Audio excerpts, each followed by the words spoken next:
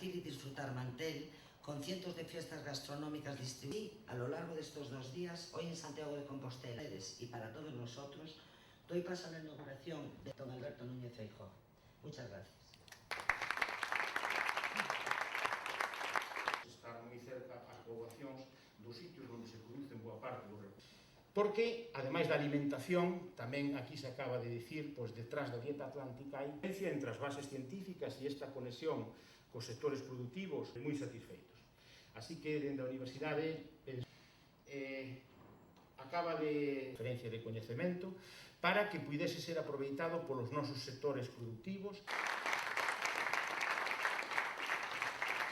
Esa fundación incorporamos no patroado da mesma o obxecto social deste hospital, do Servicio Galego de Saúde e de toda a docencia. En los productos del mar hay que decir que la palabra Galicia lleva unida el adjetivo calidad.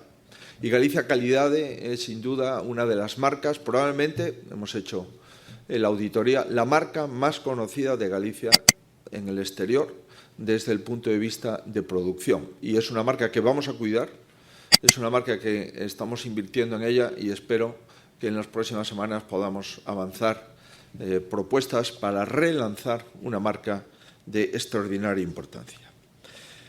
¿Y por qué? Porque disponemos de un sistema de trazabilidad. Siempre cuando uno utiliza un producto quiere saber dónde se ha hecho, cómo se ha hecho y quién lo ha hecho. Bueno, cuanto más si lo que estamos es consumiendo y, por tanto, haciendo una ingesta de un producto. No estamos comprando una camisa o una corbata o una blusa. No, estamos consumiendo un producto y, por lo tanto, la trazabilidad de ese producto forma parte, sin ninguna duda, de nuestra propia salud.